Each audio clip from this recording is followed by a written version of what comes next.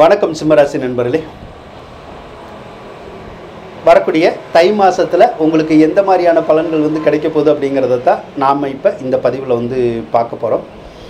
செவ்வாய் பகவானால் ஏற்கனவே நிறைய விரயங்கள் ஏற்பட்டிருக்கும். அதாவது ஒரு சிலருக்கு பூமி சம்மந்தப்பட்ட வகையில் விரயங்கள் ஏற்பட்டிருக்கும், அல்லது மருத்துவம் சார்ந்த வகையில் ஏதாவது ஒரு வகையில் விரயங்கள் உங்களுக்கு நிறைய ஏற்பட்டிருக்கும்.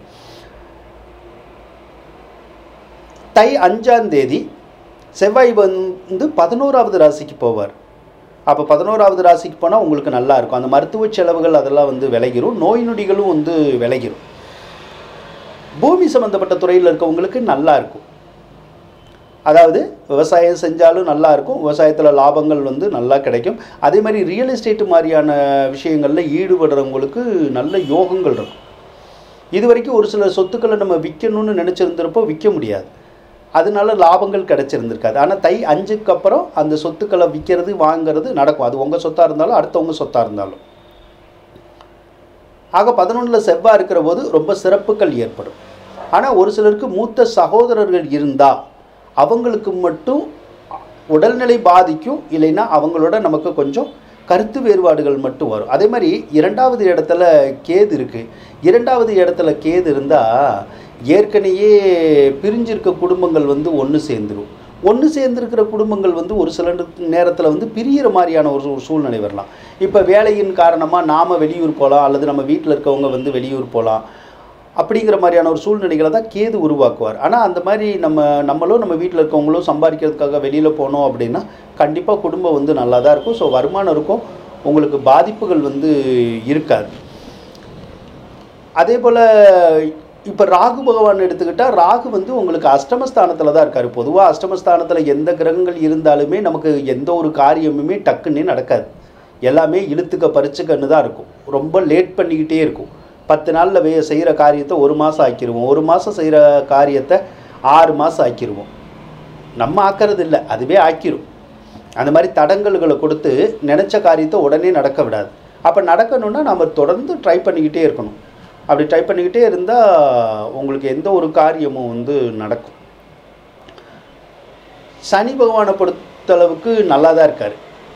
அப்போ சனி பகவான் திருமணஸ்தானத்தில் தான் நல்லா இருக்கார். அப்போ திருமணம் இதுவரைக்கும் முடியாதவங்களுக்கு திருமணம் முடியறதுக்குடைய சந்தர்ப்பம் சீக்கிரமே உங்களுக்கு கிடைக்கும். அப்படி திருமணம் பண்ணுற போது மனசுக்கு பிடிச்ச மாதிரி கூட நம்ம திருமணம் பண்ணலாம். அதாவது இந்த லவ் மேரேஜுங்கிற மாதிரி எல்லாம் சில விஷயங்கள் இருக்குல்ல, அதெல்லாம் கூட நடக்கிறதுக்குடைய யோகங்கள் ஒரு சிலருக்கு இருக்கும். அல்லது வீட்டில் வரன் தேடி அதன் மூலமாக கல்யாணம் நடக்கணுன்னாலும் நடக்கும். நிச்சயப்படுத்தப்படலாம், உறுதிப்படுத்தப்படலாம். இந்த மாதிரியான விஷயங்கள்லாம் நடந்து கண்டிப்பாக உங்களுக்கு மகிழ்ச்சி தரும். ஒரு சிலருக்கு அந்த திருமணம் வேண்டான்னு நினைப்பாங்க, கொஞ்ச நாள் கழித்து பண்ணிக்கலான்னு நினைப்பாங்க. அவங்களுக்கு மட்டும் இந்த லவ் பண்ணுற மாதிரியான ஒரு சூழ்நிலைகள் வந்துடும். அதே மாதிரி ஒரு சிலருக்கு ஏதாவது ஒரு காரணமாக இப்போ கணவன் மனைவிக்குள்ளே கருத்து வேறுபாடு வர்றது, சண்டை சச்சரவு வர்றது, அப்படி வரும். அப்படி சண்டை சச்சரவு கருத்து வேறுபாடு வரலைன்னா அந்த கணவன் மனைவிக்கு ஏதாவது ஒரு வகையில் அந்த உடல்நிலை கோளாறுகள்ங்கிறோம்ல, அந்த மாதிரி வரதுக்கூடிய சந்தர்ப்பங்கள் இருக்கும். அதே மாதிரி ஒரு சிலர் லவ் பண்ணிக்கிட்டு இருப்பாங்க. அது எந்த வகையில் யார் எந்த ஸ்டேஜில் பண்ணினாலும் சரிதான், அவங்களுக்குள்ள கூட கருத்து வேறுபாடுகள் வரும். அந்த பிரிவினை கூட வரதுக்கூடிய சந்தர்ப்பங்கள் மட்டும் ஒரு சிலருக்கு இருக்கதா செய்யுது. அதே மாதிரி வாகன சம்மந்தப்பட்ட விஷயத்தில் கவனமாக இருக்கணும், வாகன போக்குவரத்தில் கவனமாக இருக்கணும். ஏன்னா கண்டச்சனி நடக்கிறனால ஒரு சிலர் கீழே விழுகிறதுக்குடைய வாய்ப்புகளை உருவாக்கி விட்டுரும். ஸோ இந்த வாகன போக்குவரத்தில் மட்டும் கவனமாக இருந்தால் போதும், மற்ற விஷயங்களில் ஒன்றும் பிரச்சனை இல்லை. சுக்கிர பகவானும் 7ல் தான் இருக்கார். சுக்கிரன் 7ல் இருந்தாலும் நல்லது தான். ஏன்னா பெண்கள் மூலமாக ஆண்களுக்கும், ஆண்கள் மூலமாக பெண்களுக்கும் நல்ல யோகங்கள் கிடைக்கும். அதே மாதிரி வீடு வாங்கணும், வீடு கட்டணும் அப்படிங்கிற மாதிரியான எண்ணங்கள் எல்லாம் அதிகமாகவே உங்களுக்கு வரும்.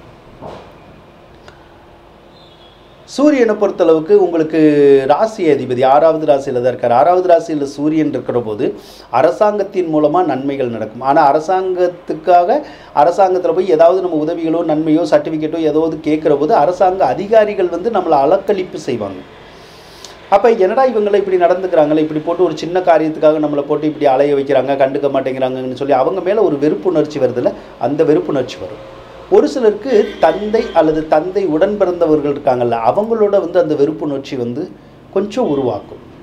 ஒரு சிலருக்கு இந்த சளி இருமல் காய்ச்சல் போன்ற ஏதாவது ஒரு உடல் உபாதைகள் இந்த மாதம் வரதுக்குடைய வாய்ப்பு இருக்கும். புதன் பகவானை பொறுத்தளவுக்கு நல்லா தான் இருக்கார். உங்களுக்கு 2ஆம் அதிபதி 5வது இடத்துல தான் இருக்கார். அவர் 6வது ராசிக்கு தை மாதம் போயிடுவார். 6ஆம் தேதி போவார் தை மாதம்.